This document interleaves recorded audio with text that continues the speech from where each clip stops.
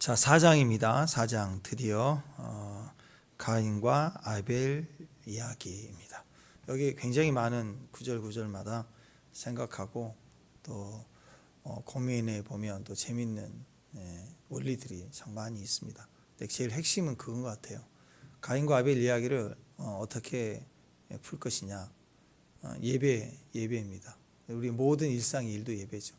우리 삶에서도 지금도 저와 여러분의 개인적 삶에서도 뭔가 일이 꼬이고 어렵고 힘들고 때로는 심지어는 내가 실수하고 잦은 부딪힘이 있고 또 큰일을 당할 때가 있죠. 또 불행하게도 내가 죄를 짓는 일이 있을 수도 있습니다. 자, 이런 경우 다 통틀어서 우리는 그냥 기준이야, 기준. 예배로 해석해야 돼, 예배로. 그 다음에 또 한 가지는 이제 믿음입니다. 예배도 사실은 가인의 예배, 아벨의 예배 핵심 차이가 또 믿음이라고 히브리서에 분명히 나와 있지 않습니까? 그러니까 예배로 풀고 믿음으로 일단 풀어야 돼. 가해자가 누구냐? 상황이 뭐 지금 겨울 시즌이 아닌가? 시국이 그렇다. 막 이렇게 갈 수도 있지만 우리는 하나님의 자녀들입니다. 그러니까 어떤 상황에서 제일 먼저 이 지혜를 배워야 돼요. 예배로 풀어야 돼요. 그리고 그런 일이 벌어졌습니다. 의로운 아벨은 죽어버렸어요. 어떻게 하겠어요? 가인 남았는데 가인은 가해자이고 살인자죠. 근데도 하나님은 그런 가인에게도 믿음이라는 기회를 주죠. 믿음으로 또 다른 기회를 주고 계시는 거예요. 아담과 하와도 범죄했지만 하나님이 가죽옷을 입혀서 기회를 또 주시죠. 또 오늘 가인이 아벨을 죽였지만 다시 아벨을 부활시키고 그렇게 하지 않고 흘러가되 가인에게도 이 살인자에게도 믿음을 주세요. 그 사인을 줘서 가인의 표, 이 가인에게도 표를 줘서 지켜주신다고. 그리고 회복을 약속하시는 거예요. 그래서 우리가 이 두 가지를 기억해야 돼요. 예배로 풀어야 되고 나에게도 어떤 상황에서도 하나님이 내게 표를 주셔서 나를 기회를 주신다, 지키신다. 그걸 알아야 돼요. 자, 그래서 오늘 두 가지 예배의 관점으로 보는데 우리가 새해를 시작되면 소망이 있지 않습니까? 어떤 겁니까? 잘 살고 싶은 거예요. 그죠? 예. 새해가 시작되는데 나 망했으면 좋겠다. 그런 사람 없잖아요. 잘 살기를 바라. 우리 수아나 예린이를 보면 미래에 대해서 희망이 있었죠. 아이들이 잘 됐으면 좋겠다. 잘 큰다. 잘 잤니? 물어보지 않습니까? 예. 그래서 잘 살아야 돼요. 근데 오늘 잘 사는 이야기인데 잘 되지 못했어요. 완전히 망했습니다. 가인이 아벨을 이겼어요. 이겼는데 행복이 아니죠. 집안은 완전히 풍비박살 돼버렸어요. 씻을 수 없는 상처. 이겼는데 승리에 좋아야 되는데 너무 고통이 되는 거죠. 자, 이건 잘 살지 못했다라는. 잘 됐다, 잘 되지 못했다. 기준이 뭘까요? 예배라는 거예요. 예배. 그 시작 어디서 시작이 됐느냐? 예배예요. 예배. 1절, 2절 보면 가인을 낳고 또 등남했다 이렇게 나와 있는데 또 2절에 아벨을 낳았다. 아벨은 양치는 자, 가인은 농사하는 자. 이렇게 얘기를 합니다. 어떤 분은 가인의 제사를 받는 거, 농사하는 걸 지어서 그렇다. 양치는 아벨은 합당한 제사를 지냈다. 양으로 드렸다. 이렇게 얘기한 재물하고는 상관없습니다. 히브리서는 믿음이라는 얘기를 하지 않습니까? 예. 우리도 마찬가지예요.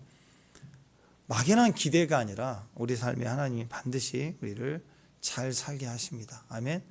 그러니까 기준은 그거예요. 예배예요. 예배가 없으면 아무리 잘 살아도 실패. 예배를 받으시면 인생은 승리. 상황은 어려워도 전쟁을 치러도 결국은 예배를 하나님 받으시면 승리예요. 내가 잘 드리는 게 중요한 게 아니라니까. 하나님이 내 삶에 먼저 예배가 있어야 돼요. 예배가 있고 없고의 차이인데 그 예배를 또 하나님이 받고 안 받고의 차이라고. 불행히도 가인과 아벨은 이방 사람들이 아니니까 예배는 있었어요. 둘 다 제사는 있었다고. 우리는 이 문제는 해결됐죠. 우리는 예수님 믿고 예배를 드리잖아요. 그러니까 예배가 있고 없고는 문제는 지나갔고 예배는 있는 거예요. 근데 이제 또 한 가지 문제는 이제 그분이 받으시고 안 받으시고 문제예요. 그분이 받으시면 잘 된다. 그분이 받지 않으면 꽝이다. 이제 그걸 얘기를 합니다. 성경에는 그 얘기하죠. 너희가 주여 주여 하는 자마다 그저 구원을 받는 게 아니라고 그랬죠. 그 얘기를 하고 있습니다. 그래서 내가 교회를 다니는 게 중요한 게 아니라 하나님 내가 예배를 드리고 내가 기도를 하는 게 중요한 게 아니라 하나님이 이제 그걸 받으시는가 그게 중요하다라는 것입니다. 예배가 실패하면 끝난다. 예배에 승리가 있다. 주님이 예배를 받으시면 우리는 인생이 이긴다.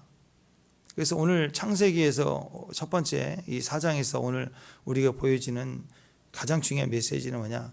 예배에 실패하면 모든 게 다 실패다. 모든 게 다 실패다. 그걸 알아야 돼요. 예배에 성공하면 아무리 무너지고 깨지고 지금 우겨싸움을 당했다 할지라도 그 바닥을 치고 다시 일어설 수 있습니다. 예배만 하면 일어나. 야곱이 집을 떠나서 완전히 빈털터리로 삼촌 라반 집을 가는데 노숙할 만큼 완전히 빈털터리 됐잖아요. 아무것도 없잖아요. 돌을 베개 삼아서 노숙해서 잠을 잤잖아요. 거기에 하나님이 오르락 내리락 하는 천사들의 영광을 보고 하늘이 열린 걸 보고 베델하고 예배잖아요. 기름을 붓고 예배예요. 예배가 시작되니 그 인생이 살리게 돼 있습니다. 반드시 예배. 에서는 똑같은 쌍둥이지만 사기치거나 거짓말하거나 그러지 않아. 정정당당하게. 요즘 같으면 쿨하죠. 자기 힘으로 자립하고 멋진 아들이에요. 근데 에서의 삶에는 예배가 없어요. 예배가. 다윗에게는 다 망하고 도망자의 삶이었지만 늘 예배가 있었고, 사울 왕은 왕의 위치였지만 힘을 다 가졌지만 예배가 없어요. 예배로 사기쳐. 예배로 사기친다고 폼 잡고 인기 얻으려고 예배몰이를 하다가 또 책망받고 그러지 않습니까? 그래 거기에 우리가 키가 있다라는 것입니다. 그러니까 우리가 항상 무너지고 이렇게 슬럼프에 빠지고 뭔가 힘들 때 뭔가 풀어가야 된다 생각이 느껴질 때 기준 뭔가 풀어가야 되겠다 생각할 때 제일 먼저 뭘 생각해야 돼요? 나의 예배는 안녕한가? 거기서부터 생각을 해야 돼요. 찬양은요 억지로 할 수 있습니다. 의지를 사용해요. 왜냐하면 그분의 이야기거든요. 그분의 이름, 그분의 행하심, 그분의 멋지심, 그분의 역사하심, 그걸 얘기하는 게 찬양이니까. 그게 의지를 발휘하면 됩니다. 기도도 의지를 발휘하면 됩니다. 근데 예배는 의지를 발휘해도 안 돼요. 내 마음이 상하고 무너지고 그래버리면 예배는 인격과 인격으로 들어가는 거기 때문에 예배는 막혀버리는 거예요. 그래서 찬양은 잘하지만 경배가 안 되는 분 많아요. 경배는 개인적으로 주님 앞에 온전히 드려지는 것이기 때문에 예배의 문제가 훨씬 크답니다. 그래서 뭔가 풀어가야 된다 그러면 뭐가 막혀있다 그러면 다 예배에서 막힌 거예요. 내가 영적으로 다운되거나 심리적으로 눌리거나 육신적으로 어려우면 제일 먼저 무너지는 게 예배입니다. 예배가 무너지는지 안 무너지는지 아무도 몰라요. 자기만 알아요. 근데 찬양은 하다가도 또 살아나기도 하고요. 억지로 흉내내기도 하고 또 노래를 잘하는 사람들은 앞에서 순서 맡아서 하면 사람들이 와 대단하다 하지만 그분은 이미 예배가 무너져 있으면서도 찬양을 그렇게 할 수가 있는 거예요. 그래서 예배로부터 풀어가는 것이 시작입니다. 그래서 지금부터 마찬가지 우리가 어떤 상황에서도 내가 먼저 풀어가야겠다 느낌이 나면 제일 먼저 예배부터 체크를 해야 됩니다. 예배부터 풀어야 승리예요. 예배부터. 그 다음에 행동이에요. 자, 우리가 에스라 했잖아요. 에스라서. 또 느헤미야 했잖아요. 그들이 외치는 게 뭐예요? 포로 70년 지나서 돌아와서 그렇게 방해를 받으면서도 시작했던 게 뭐예요? 예배를 재건했다고. 성전을 재건하고 성벽 다 그게 뭐예요? 예배죠. 예배를 재건한 것부터 시작을 해요. 왜? 그게 그렇게 중요하기 때문에. 예배가 무너져서 결국 다 무너졌다. 왜 그대로 우상에 빠졌는가? 예배가 무너졌기 때문이다. 예배가 정말 중요하다는 거예요. 혹시 지금 나는 뭔가 다시 일어나야 돼. 그런 새해니까 그런 마음이 있다면 오늘 핵심입니다. 예배로부터 풀어야 합니다. 예배. 자, 적어도 모든 것에 새로운 시작이 돼야 되겠다. 그 예배부터 결심해야 되는 거예요. 예배부터. 우리가 믿지 않는 사람들, 믿지 않는 그 형제나 친구들을 위해서 중보기도 한다. 또 전도하겠다. 중요하죠. 영혼 전도 사명이니까. 그죠? 또 선교한다. 중요합니다. 헌신한다. 중요합니다. 그러니까 전도도 중요하고 중보기도도 중요합니다. 근데 그보다 더 중요한 것은 그 전도하고 중보하려는 사역을 하겠다는 그 사역자의 그 사람의 자기 자신에서 예배부터 회복하지 않으면 전도하고 기도하는 것이 약해질 수밖에 없고 그것이 온전히 감당이 안 되는 거예요. 예배가 무너져 있으면 구멍이 나 있는 거예요. 얼마든 그 현장 가면 무너지게 돼 있습니다. 그래서 제일 먼저는 예배부터 내가 풀어가야 돼. 예배는 상대를 위한 게 아니라 나를 위한 거예요. 은사와 섬김과 모든 것들은 하나님 나라를 위해서 그를 섬기는 거지만, 유익되게 하는 거지만, 예배는 나의 자신을 세워나가는 거야. 내 자신의 고백이라는 거야. 나머지는 그냥 하나님께 맡기고 한 믿음으로 하면 돼요. 예배는 내가 책임져야 돼. 내 예배를 누가 대신할 수 있겠습니까? 예배는 너무너무 중요하다. 그래서 오늘 이 아담의 두 아들의 직업이 달랐습니다. 하나는 양치는 자였고 하나는 농사 짓는 자였습니다. 농업과 목축이었습니다. 직업의 귀천, 직업 때문에 거절당한 게 절대 아닙니다. 자기가 농사하고 양치는 그 직업의 결과물을 가지고 예배를 드렸어요. 예배는 그런 거예요. 내가 있는 현장에서 내가 소유한 만큼 내가 가진 것에서. 그래서 구약에서 제사를 드릴 때 하나님께서 제물을 똑같이 주지 않았죠. 여유 있는 사람 소를, 좀 덜한 사람 양을, 그죠? 그 다음에 더 안 되면 비둘기라도. 점점점 소재로, 곡식으로 점점 절대 없다 그래도 그 약한 만큼에서 할 수 있는 것을 가지고 하나님께 예배를 드리겠다고. 그러니까 종류나 분량과는 전혀 상관이 없습니다. 무엇을 가지고 드렸느냐, 그건 별로 중요 안 해요. 그래서 외관상 보여지는 것을 가지고 잘 들었냐 못 들었냐, 많이 들었냐 적게 들었냐로 예배를 판단할 수 없다라는 것입니다. 자, 그러면 가인은 도대체 뭘 어떻게 드렸길래 거절을 당했고 받지 않고 아벨은 또 받으셨는가? 이게 굉장히 중요하죠. 가인의 예배는 왜 받으시고 가인의 예배는 안 받으시고 아벨의 제사를 받으셨을까? 그게 이제 핵심인데 3절, 4절, 5절 한번 읽어보시죠. 3절, 4절, 5절. 시작. 세월이 지난 후에 가인은 땅의 소산으로 제물을 삼아 여호와께 드렸고 여호와께서 아벨과 그의 제물을 받으셨으나 가인과 그의 제물을 받지 아니하신지라 가인이 몹시 분하여 안색이 변하니. 여기 보니까 뭐 특별한 게 있나요? 네, 있죠. 특별한 게 있죠. 그냥 겉으로 보면 잘 모를 것 같은데 히브리서 11장 4절에 보면 믿음으로 아벨은 가인보다 더 나은 제사를 드렸대요. 더 나은 제사를 드림으로 의로운 자라 하는 증거를 받았으니 하나님의 그 제물에 대해 증언함이라. 예물에 대해서 증언했대요. 그가 죽었으나 그 믿음으로 지금도 말한다 그랬는데 여기 보니까 분명히 아벨은 가인보다 더 나은 제사를 드렸다. 그래서 하나님이 받으셔서 의인이라는 증거를 얻었대요. 받으셨어요. 분명히 가인은 받지 못하고 아벨은 받았는데 히브리서 11장 4절 후반에 보면 이렇게 나와 있습니다. 하나님의 그 예물에 대하여 증언하심이라. 아, 예물을 드린 걸로 기준을 삼으셨네? 그러면 가인은 뭘 드렸어요? 자, 오늘 3절에 가인은 땅의 소산을 드렸고 아벨은 양의 첫 새끼와 그 기름을 드렸다. 제물과 관련되어 있어요.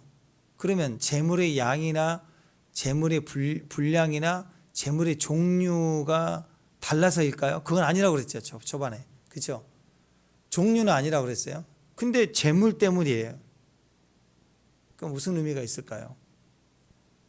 여기서 아벨이 가인보다 더 나은 제사를 드렸다. 핵심은 뭐냐? 받으시는 제사를 드렸대요. 받으시는 제사. 옛날 표현에는 연합하는 제사, 예배가 연합됐다. 더 나은 제사 이렇게 표현하고 있는데 받으시는 예배, 받으시는 제사, 아벨의 이유가 뭐냐? 방금 읽었던 믿음으로 드렸다라는 거.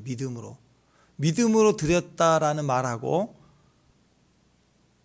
그 예물에 대하여 증언하시다. 믿음으로 드렸다는 것과 예물을 같이 겹쳐서 이해를 해야 돼요. 자, 아벨은 가인보다 나은 제사를 드렸다. 이게 믿음인데 제사의 핵심은 드림에 있다. 드림. 뭘 드리느냐?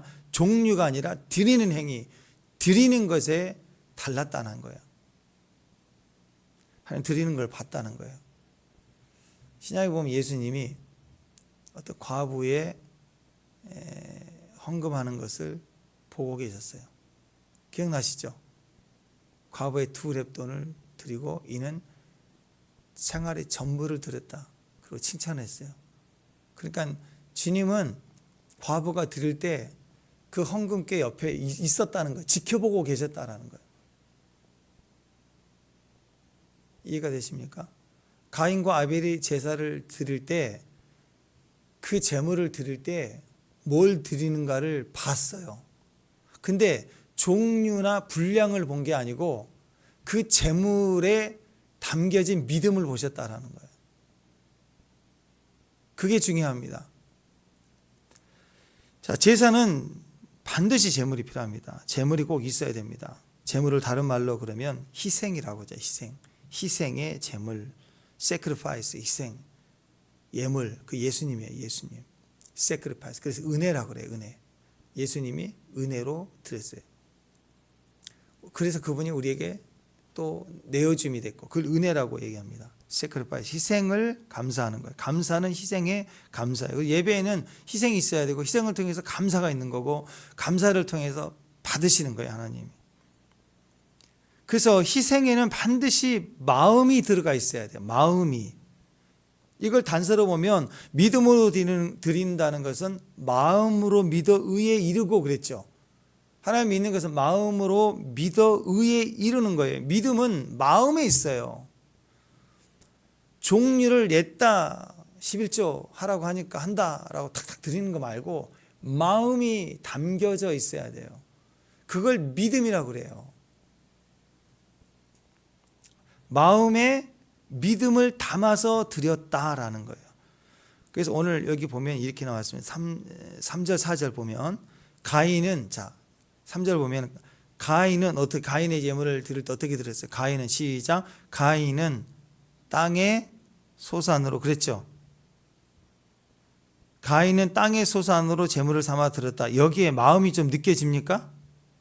밋밋하죠.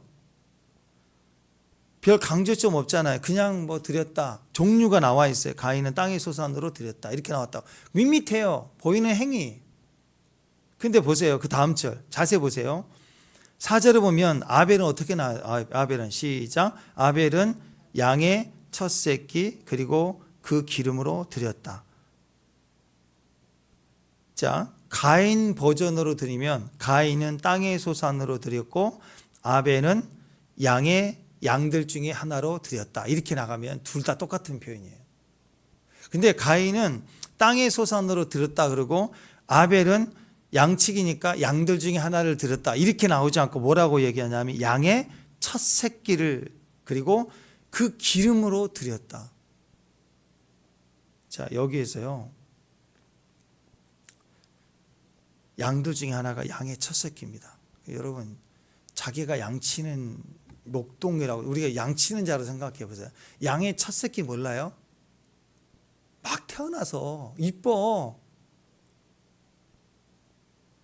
너무 이쁜 양의 새끼를 그걸 드려야 돼. 고민하지 않겠어요? 아끼지 않겠어요? 마음이 애리지 않겠어요? 그 다음에 기름이에요. 또 기름을 짜서 드려야 된다고. 기름을 짠다는 게 그냥 과일 하나 따서 딱 됩니까? 올리브 기름 열매를 따야 되고요. 뽀개야 되고 깨야 되고 그리고 짜야 되고 그래서 드려지는 거라. 기름은 최고의 것이거든. 중동 지역에 특히 성경에서의 기름은 가장 최고의 것입니다. 그러니까 양의 첫 새끼라고 구체적으로 나왔잖아요. 양의 첫 새끼는 양들이 많아요. 근데 그 양의 첫 새끼는 딱 첫 새끼니까 딱 하나죠. 첫 새끼니까 장자. 첫 새끼는 딱 하나예요. 가장 귀하고 가장 우선이고 오직 하나. 첫 새끼는 오직 하나예요. 오직 하나. 첫 번째 그것 드리는 거예요.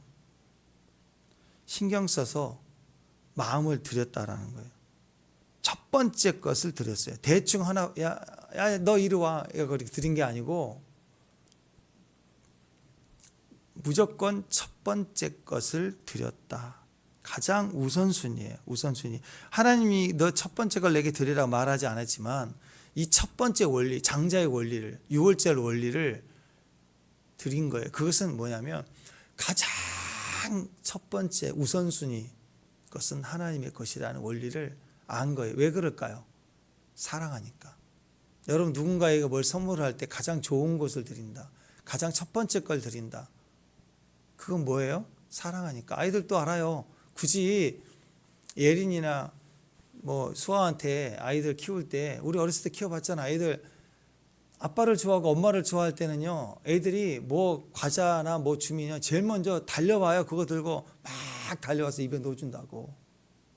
사랑하는 마음이 있을 때는, 사랑하는 마음이 있으면 막 갖다 줘, 퍼다 주고, 제일 좋은 거 첫 번째 거 아껴가지고 숨겨가지고 갖다 준다고. 그 본능보다도 우선되는 거예요. 그 마음의 깊은 곳에 자기보다도 우선되게 사랑하며. 그러니까 여기서 빚어주는 것은 굳이 너희는 장자의 첫 새끼를 내게 바치라는 율법으로 말하지 않았어도 이미 아벨은 하나님에 대한 첫 번째 우선순위, 최고의 것을 드리고자 하는 마음이 있었다는 거예요. 여기에 담겨져 있는 거예요.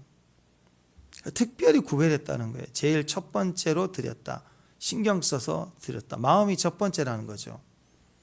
또 두 번째 기름이 나옵니다. 기름은 요즘에 기름이 안 좋다 그러다 막 기름 다 빼고 떼내고 막 그랬잖아요. 요즘 또 달라졌어요. 기름의 억울함이 풀렸대요. 뱃살의 원인은 탄수화물이다. 이제 밝혀졌잖아요. 기름이 억울했어. 막 기름 먹으면 기름이 지방이다 기름이니까 기름이 들어오는 줄 알았더니 아니래요. 밝혀져서 기름이 억울해가지고. 그래서 요즘 막 기름기 먹잖아요. 기름 먹으면 기름이 안 들어간대요. 탄수화물이 저장될 때 뱃살로 기름으로 저장된다는 거예요. 그래서 탄수화물 죽이려고 막 난리잖아요. 그래서 고기만 먹고 기름덩어리 먹고 한 사람들은 오히려 더 살이 빠져요. 더. 고기가 물려서 많이 못 먹어서 그렇지. 고기만 먹는 다이어트에서 쑥쑥 빠지잖아요. 요즘에. 기름은 이상하게 오해를 받았지만 사실 기름은 제일 좋은 거예요. 옛날 시대도 좋았고 최고의 좋은 거. 기름을 드리는 거. 기름 부음을 했잖아요.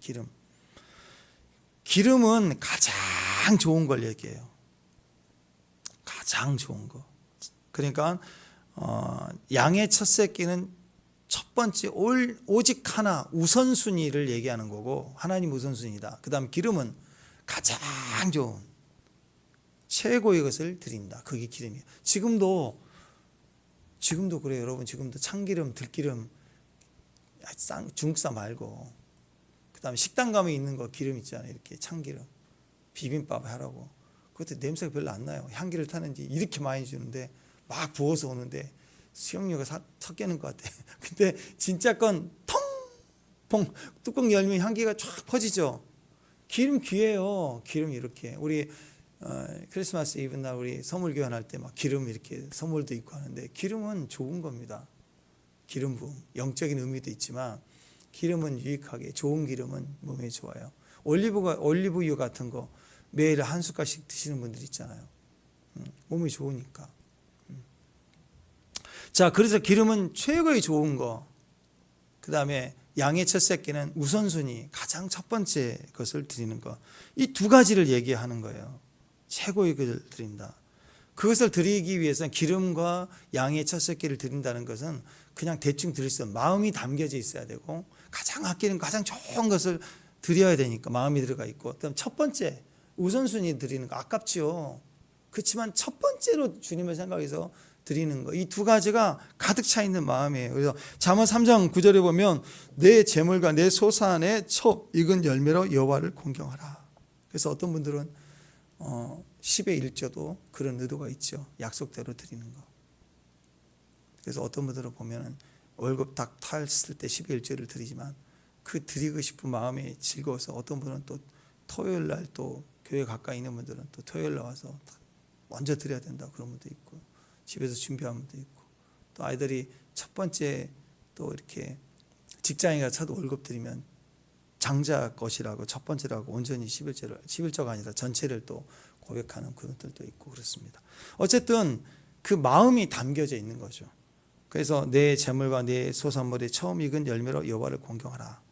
근데 가인에 대해서는 그냥 밋밋해요. 가인에 대해서는 땅의 소산으로 드렸고 딱 끝나는 거예요. 그냥 행위만. 뭐가 안 느껴져요? 마음이 우선순위가 최고의를 드린다는 마음이 안 느껴진다고. 아벨은 마음을 다했다. 가장 우선으로. 그리고 최고의 가장 귀한 것으로. 자, 여기에 우리가 핵심 알 수 있는 것입니다. 지금도 예배를 드리는데 이 마음의 중심이 필요하다고 생각합니다. 예배로 다시 풀어간다면 우리는 예배를 드릴 때 예배를 드린다 그럴 때 혹시 질문해 볼게요. 지금도 예배를 드리러 나올 때 예배하러 나올 때 은혜를 받는 걸 좋아하세요? 은혜를 받기를 원합니다. 지금도 그럴까요? 예, 은혜는 받아야 되겠죠. 근데 은혜를 받기 위해서 예배 중에 예배를 드리면서 은혜를 받는다라는 개념보다는요, 예배는 받는 게 아니라 드리는 거예요. 드리는 거 기본입니다. 드리는 거. 어렸을 때는 받아야죠. 아이들이 좀 자라면 편식이 돼서 안 받으려고 그래. 이건 싫어, 이건 좋아. 그러나 아이들이 자라면 부모를 만날 때 부모한테 받으려고 하면 안 되죠. 부모에게 드리려고 와야 되는 거예요. 성숙이 있으니까. 예배는 드리는 겁니다. 예배를 은혜 받으려고 온 게 아니에요. 예배를 드리면서 은혜를 받는 거예요. 자, 우리가 옛날에 유교 같은 거, 뭘 맨날 받는 거예요. 미신, 축복받자, 은혜 받자. 은혜 받고 축복 받는 게 맞아요. 그런데 그게 우리 목적이 되면 안 된다고. 예배 왜 나왔어요? 예배 왜 나왔어요? 영으로 자랐으면 달라져야죠. 이제는 예배의 핵심은 드림에 있습니다. 예배는 드림이에요. 최상의 것을 드리고 유일한 것을 드리고 그게 예배인 거예요. 예배의 절정은 드림에 있습니다. 근데 아직도 은혜 받으려고 그래. 그러면 어린아이의 시각이죠. 우리가 초신자 할 때 처음 교회 나올 때는 억지로 오고 눈치 보고 친구 따라오고 엄마 따라오고 그래서 교회 나오고 견디고 그러다가 어쩌다 이런 말씀이 또 있네 하고 깨닫고 또 재밌기도 하고 뭐 그럴 때가 있지만 또 다시 힘들고 막 그러죠.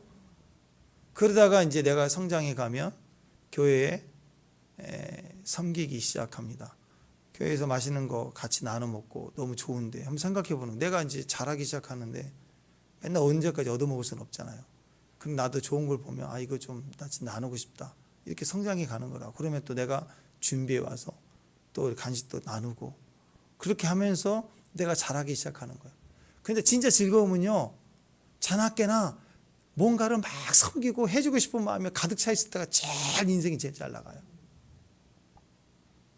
자, 집으로 한번 표현할까요? 가정에서 열심히 일한 남편이 퇴근해서 나는 보상 받아야 돼. 집에 퇴근하는 목적. 집에 가서 나는 보상받고 밥도 막 챙겨 받고 존중받고 인정받고 사랑받고 위로받고 가정에서. 맞아요. 그 가정의 기능이 그런 거니까. 그래서 그걸 요구하고 와요. 또 아내도 그래요. 또 요즘 맞벌이 하니까. 아이들도 그래. 지치고 그랬으니까 나 집에 가면 왕이야. 우리 엄마가 해준 거 해줘야 되고 아빠가 나 뭐 해줘야 되고 집에 가면 나 마음대로 게임도 할 거야. 막 하고 싶은 대로 다 하고 싶어요. 그래가지고 이제 가족이 모였다고 합시다. 행복할까요? 싸움터지. 싸움터. 물론 보상이 있지만 보상이 아니라 성숙된 가정은 가정에 올 때 내가 드림으로 온다고. 섬기고 오고 만나고 그래서 뼈가 빠지게 고생이 있으면 집에 오면 우리 새끼 뭐 해줘야지. 콩나물이라도 두부라도 사갖고 오면서 이걸로 지지고 볶아서 해줘야지. 피곤이고 노동이지만 그 마음으로는 엄마가 행복한 거예요. 아버지도 마찬가지고 힘들고 어렵지만 얼른 가서 내가 뒷정리도 해주고 정리도 해주고 혼자 육아를 보고 있는데 내가 가서 얼른 해줘야지. 몸이 힘들지만 그런 마음으로 와서 뭐라도 해주려는 마음이 있고 애들도 그래요. 요즘 애들도요.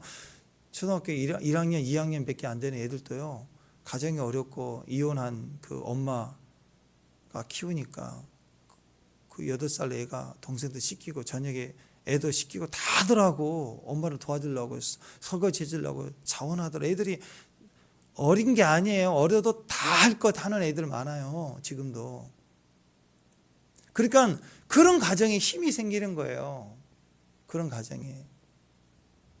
교회도 마찬가지예요. 개척교회 때가 아름답고 멋지고 행복한 게 뭔지 아세요? 드릴 게 할 일이 너무 많은 거예요. 그걸 소명으로 가신 분들 얼굴이 바짝바짝 빛이 나고 섬기는 게 작은 거에도 막 기뻐해요. 근데 이제 교회가 커지고 여유가 생기면 교회에서 알아서 할 텐데 뭐. 그래서 뭐 안 해주냐? 그러고. 그냥 엉뚱한 소리를 한다고. 여러분, 우리에게 각자의 기회의 시간들이 이렇게 많다는 것입니다. 이 영으로 자랐으면 예배의 즐거움, 신앙의 즐거움은 드림에 있어요. 드림. 꿈 드림 말고 그냥 손으로 드림. 섬김이 있다고. 최상의 것을 드리고 유일한 것을 드리겠다. 그게 기쁨이라고. 신앙이 10년, 20년 지났는데도 잘 자라지 않는 분들도 있어요. 잘 자라지 않는 특징을 가진 분들. 헌금에 인색합니다. 신앙생활은요, 딱 없어요. 뭘 보면 아냐면 헌금생활 보면 딱 알아요. 헌금생활 안 하면서 신앙생활 잘하는 사람 없어요. 신앙생활 잘하고 싶으면 결국은 헌금생활입니다. 10년 지나도 10년을 해도 신앙과 믿음이 맨날 제자리에 있다. 딱 하나예요. 헌금생활이 안 된 거예요. 헌금생활은 생활이에요. 생활. 집을 팔아서 하라는 게 아니라 자기 분량이 익숙한 거 늘 이게 잘 돼 있는 사람들은 마찬가지예요. 친구 집에 가도요. 귤 하나라도 사탕 하나라도 손에 들고 다니면서 섬기는 거. 그건 훈련시켜야 돼. 어렸을 때부터 아이들. 기본적으로 집에 오면 자기 것들. 그러니까 식사할 때도 애들 밥 먹고 나서 설거지 하는 거 두 번째고 자기가 먹는 거 들고 설거지통에 넣는 거까지가 식사라니까. 먹고 땡이 아니라. 그 다음에 시켜야 돼. 그건 애를 위한 거라면 시켜야 된다고. 숟갈 놔. 음식 다 할 때도 누구야 나와서 내가 숟가락 놔라. 시켜야 돼요. 그걸 알아야 돼. 그거 거기서 식사가 시작되는 거고 식사할 때도 같이 먹어야 돼. 딴짓하면 안 돼. 앉아서 밥 먹고 휴대폰 보고 있고 친구하고 얘기. 밥 먹을 때는 내려놓고 대화하고 끝나면 휴대폰 갖다 놓고. 이게 식사예요. 이게 전체. 이게 교육이라고. 여기서 은혜와 능력과 블레싱이 일어나는 거라고. 예배의 클라이맥스는 항상 헌금이 있습니다. 뭘 드리는가? 돈을 드리는 게 아니고 돈은 도구일 뿐이에요. 분량에 맞춰서 부담되지 않게 계산 안 되는 선에서. 왜 헌금하는데 계산해요? 헌금할 때 계산이 되면요 낮추세요. 좀 액수를 낮추라고. 10,000원 한 대 계산되면 그냥 5,000원만 해요. 좀 1,000원 하세요. 1,000원 해도 괜찮아요. 이름 쓰고 안 하니까. 근데 생활이 돼야 된다니까. 생활 하나씩 1,000원도 좋으니까. 생활, 헌금의 생활. 돈 얘기하는 게 아닙니다. 왜? 거기에 마음이 담기면 돼요. 마음이면 되는 거예요. 마음을 드리고 시간을 드리고 몸으로 드리는 거. 그러니까 결국 중요한 게 돈입니다. 하나님 나라에 중요한 게 돈이에요. 돈으로. 헌금 생활은 신앙생활은 같은 겁니다. 돈으로 드리는 게 예배 핵심이에요. 몸과 마음을 한꺼번에 드리는 거. 그래서 모일 때마다 헌금하고 자꾸 그러는 거예요. 그게 액수를 얘기하는 게 아니라 그게 생활이니까 모일 때마다 그래요. 모일 때마다. 하나님과 물질을 겸하여 섬길 수가 없대요. 물질이 있는 곳에 마음이 있다고 얘기하잖아요. 그러니까 예수님 보세요. 과부가 2렙돈 몇천 원 드렸지만 주님이 그걸 어떻게 알았어요? 거기 돈깨 옆에 주님이 보신 거예요. 부자가 낸 것도 봤고. 근데 뭘 봤어요? 액수를 본 게 아니라 드리는 마음을 보셨다라는. 그래서 이거 굉장히 중요합니다, 여러분. 하나님 앞에 우리가 드리는 것에 대한 축복. 근데 자꾸 드리면 되돌아옵니다. 이상하게 되돌아와요. 그러니까 드리는 게 얼마나 큰 축복인 줄 아세요? 우리 2년 전인가요? 3년 전인가 우리 평창에 갔을 때 찰레가 저한테 2,000원 줬어요. 찰레가 평생 기억나. 찰레 생각나면 2,000원 줬어 나한테.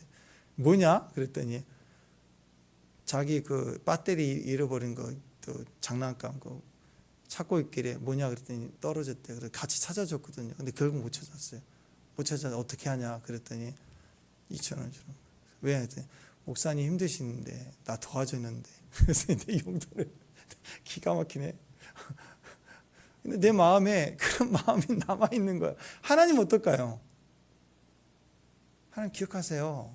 어려울 때 힘들 때 그걸 떠나서 그게 그 문화가 돼 있는 것 같아. 그래서 낙현 주사한테 얘기를 했더니 낙현 주사가 쟤 이상해요. 나한테도 용돈 줘요. 그러더라고요. 5,000원 주고 5,000원 주고 뭐 지금 뭐 자기 쓸 게 있으면 그러겠지. 어쨌든 뭐 생활이 돼야 된다. 받고 주고 하는 게 어렸을 때부터 익숙해져야 돼요. 그게 문화예요. 그게 문화. 근데 그걸 하나님이 기억하시는 거예요. 그게 중요한 거라고. 그 다음에 믿음입니다. 믿음. 자, 이렇게 가인이 아벨을 죽이고 이렇게 무너진 예배의 기준이 얼마나 예배로 우리가 풀어가야 되는 거고, 두 번째는 결국 그 가인의 표가 나오죠. 15절 읽습니다. 자, 15절 시작. 여호와께서 그에게 이르시되 그렇지 아니야 가인을 죽이는 자는 벌을 7배나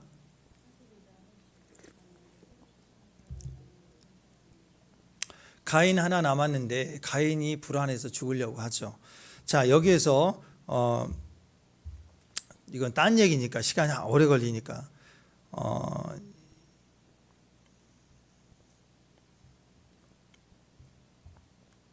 자, 여기 보면은 14절에 물은 나를 만나는 자마다 나를 죽인다. 또 15절에 보면 그를 만나는 모든 사람에게서 죽음을 면하게 한다. 그러니까 어떤 사람은 지금 아담, 하와, 가인, 아벨인데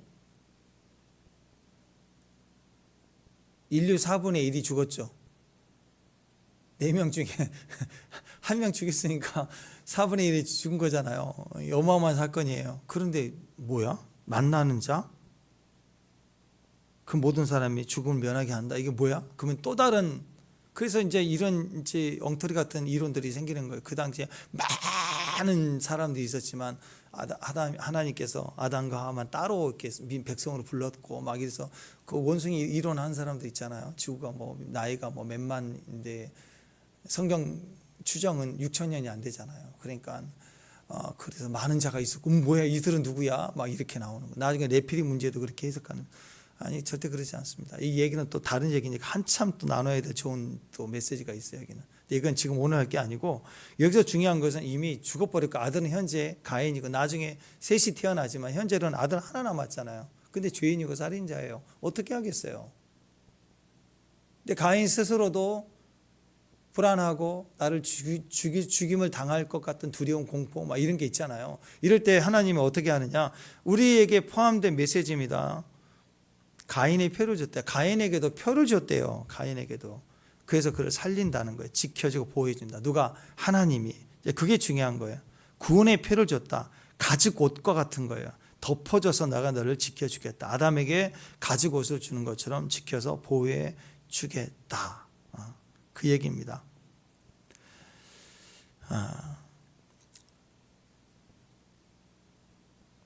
나중에 요한계시록에 보면은 이제 이 가인에게서부터 시작되는 그 시작이 결과적으로 가인은 결국 하나님을 등지죠. 저주는 하나님을 등지고 나가는데 가인이 저주를 받습니다. 근데 그 저주가 결국 바벨탑으로 이어지고 바벨탑의 저주로 이어져 세상의 저주가 되고 그게 마지막 가인의 길을 가면 멸망의 길을 가고 그게 요한계시록 바벨탑의 바벨론의 큰 성 바벨론이 무너지는 걸로 가죠. 그게 인생이 결국 음행사치 이런 흐름으로 가는 결과 마지막에는 하나님 없는 보호, 하나님 없는 문화, 하나님 없는 문명 그게 결국 바벨탑으로 끝나는 거 11장에 요한계시록의 바벨론으로 결국 끝나서 없어진다. 이 길을 쭉 얘기해주고 있는 가인의 길은 100% 망한다. 그게 창세기에서부터 얘기하는 한결같은 이야기입니다. 반대로 얘기하면 뭘까요? 주께서 함께 하시는 길. 이 가인에게도 표를 줘요. 그 표를 붙들면, 그리고 그 십자가를 붙들면, 그 피를 붙들면 이렇게 멸망하고 죽어야 될 가인의 길을 가지 않고 하나님이 그를 보호해 주시고 오히려 그를 저주할 자를 하나님 저주해서 지켜주신다는 그런 개념이 여기 있는 거예요. 그래서 이 가인의 표가 우리에게도, 우리가 죄인이었지만 우리를 위해서 예수님이 이 땅에 오시고 우리를 구원해 주신 표가 됐다는 것이 우리에게는 너무너무 중요한 겁니다. 가인의 표, 이게 결국은 십자가를 상징하는 거죠. 십자가 붙들면 우리는 가만히 있으면 가인의 길을 가게 돼 있어요. 왜냐하면 가인의 후손이니까. 아담의 후손이고 가인의 후손이고, 결국 우리는 그 길을 가서 망할 수밖에 없는 존재인 거예요. 그러나 그 흐름 속에 십자가를 붙들면, 가인의 표를 믿으면, 가인의 표는 하나님 말씀해 주신 거죠.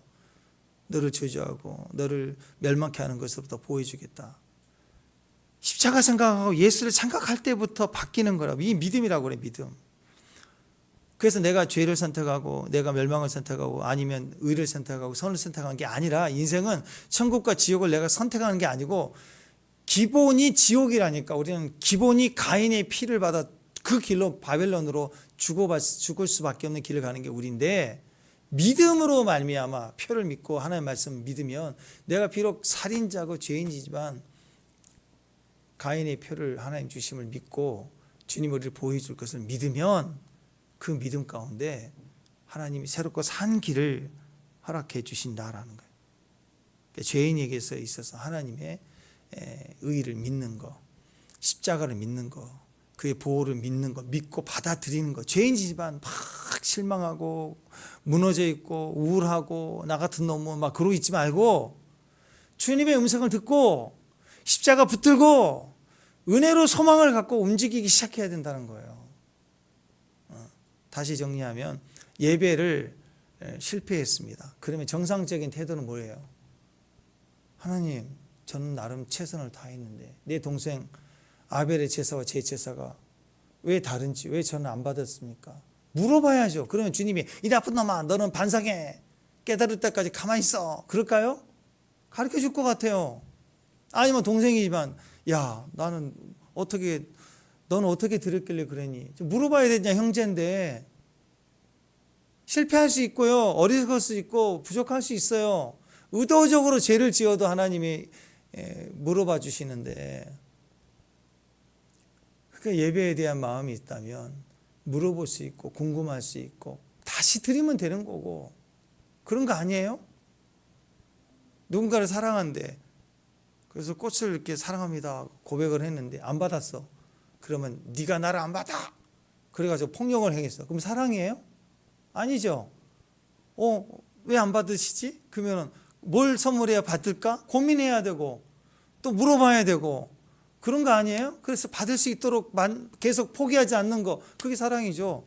한번 거절했다고 막 욕하고 분노하고 때리고, 네가 뭔데 나를 거절해, 막 얘가 죽이고, 그 영화에 보면 악당이 하는 거죠, 그게. 그죠? 사랑은 중심에 있습니다. 그러니까 가인이 하나님을 사랑한 게 아니에요.